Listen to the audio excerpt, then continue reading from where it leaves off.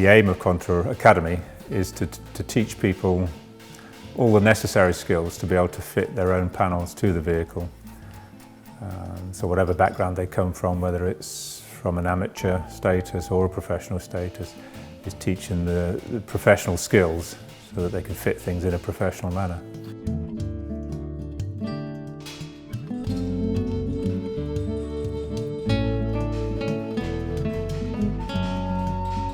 The courses started, they came about initially from customers really prompting us, wanting to learn the skills necessary to fit the panels, because though we made the panels, people would be restoring the cars at home, fitting them themselves.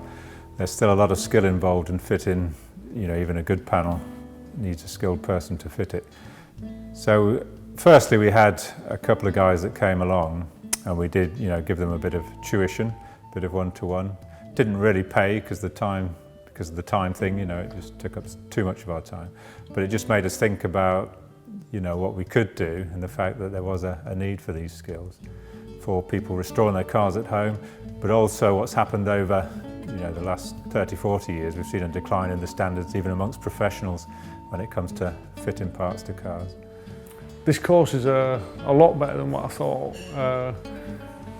I know it did give you a bit of an insight from reading the paperwork on the course that they'll tell you what to do, but with the experience what they've got here, he explains everything thoroughly, how to make things. It takes you through step by step, which is really good.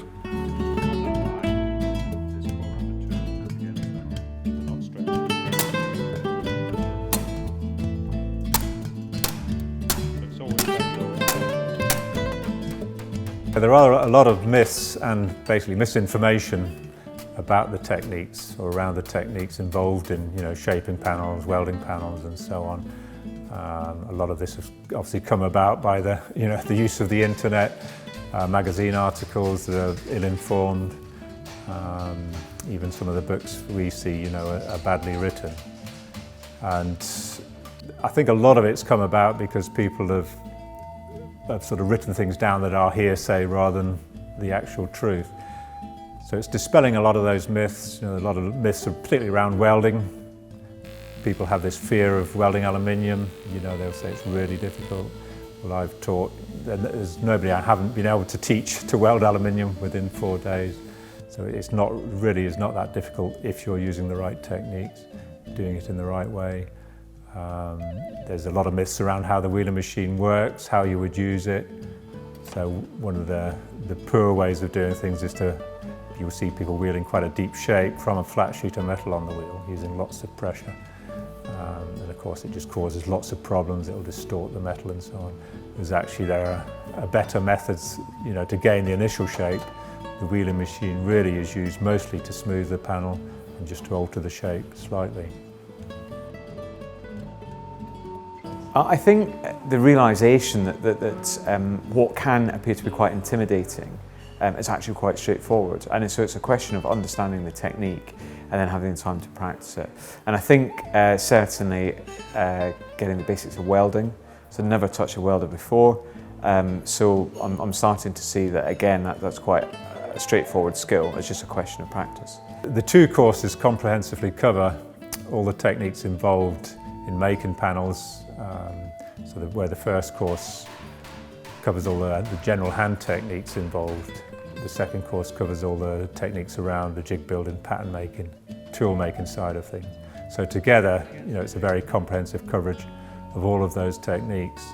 The main thing I've enjoyed on this course is making double curvatures, so making like a curved wing, and learning how to put the wire in the side of it and how to take templates. So when you go on further doing jobs on your own cars, you don't take a template or make a jig to make whatever you want to make. What is important with any course, and particularly where you're learning techniques that are very specific, is to break it down in the right manner so that nothing's too rushed. People are not here to work, they're here to learn. And there's a very specific way to learn things in the best way, and that means slowing things down, not spending too long on any one thing, so we will jump around from one technique to another, but people actually pick things up better in that way, and that's just something that's general with everybody. We understand the psychology around learning these techniques. So that helps people to learn more in a shorter time. We have had students from around the globe, significantly mostly from Europe, but also from America, Australia, other areas. And the reason they come to Britain is because we are quite unique as a country in that we have retained a lot of these traditional skills, where other countries modernised and kind of, did away with the traditions. So Britain still has this rich heritage, of these skills. So as a company, that accrued knowledge is obviously valuable, and we do pass that on. We're keen to pass on these skills because we realise it is a dying thing and it is rare. I count myself very fortunate to have learnt these skills, but yeah, very happy to pass them on. But also I built on that in that I've learnt more modern techniques, so using 3D CAD design, using laser cutting and so on, 3D machining, 5-axis machine, all the rest of it to make tooling, to form parts, but also to get panels cut. So as well as the traditional techniques, we're also, encompass modern techniques, methods, tools, and so on. I was surprised actually, but the smaller numbers actually of students on the courses worked really well, because as I mentioned there, the instructor to student ratio is really, really good. So I wasn't actually expecting as much one-to-one tuition that we've had, which has been great. Also the facilities are fantastic. I think there's everything you could imagine is available here, which lends a lot of perspective. So over time we have developed the courses. We've spent a lot of money on equipment. We've put a lot of thought into how we organise the workshop, put a lot of thought into how we run the course. We are also accredited, and that helps us to keep on track with that, making sure that we are teaching things in the best way, in the shortest possible time, so that people get the most out of it. And as far as I know, there's no other country in the world that runs courses in the same way as we do. Yes, there will be other courses, but they don't have that accrued knowledge, they don't have the facilities that we have, and they don't have the breadth of knowledge that we have. The course is very much a social thing in that you've obviously got a lot of like-minded people. So people come with similar interests, they come from varying backgrounds, different ages, nationalities and so on. But they all have this common interest in the vehicles, and that could be cars, motorbikes, or other vehicles, but there's still something there that they share, so they often build up a bit of camaraderie amongst themselves. A lot of them are staying locally in accommodation, so they will get to know each other. They may go out for meals in the evening, so there's a bit of a social side to the course. Mostly there will be amateur restorers, so people restoring their own vehicles at home, but we do get professional restorers. We'll get companies sending apprentices to learn the skills, because often there aren't people that can teach them, or they're unwilling to sort of hand down some of the knowledge.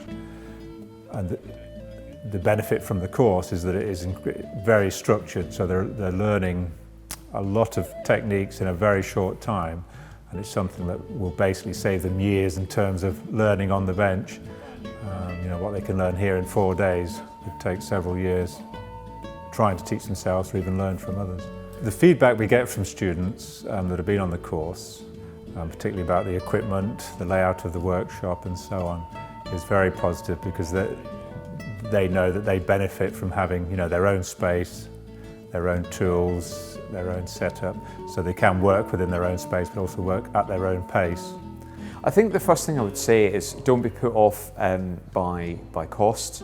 Although that can seem quite a lot of outlay for a 2-week course, actually I'd say it's exceptional value for money. That's the first thing. So if it's a question if you have to save up over a period of time, and of course you need to take time off work as well, then it's definitely worth doing.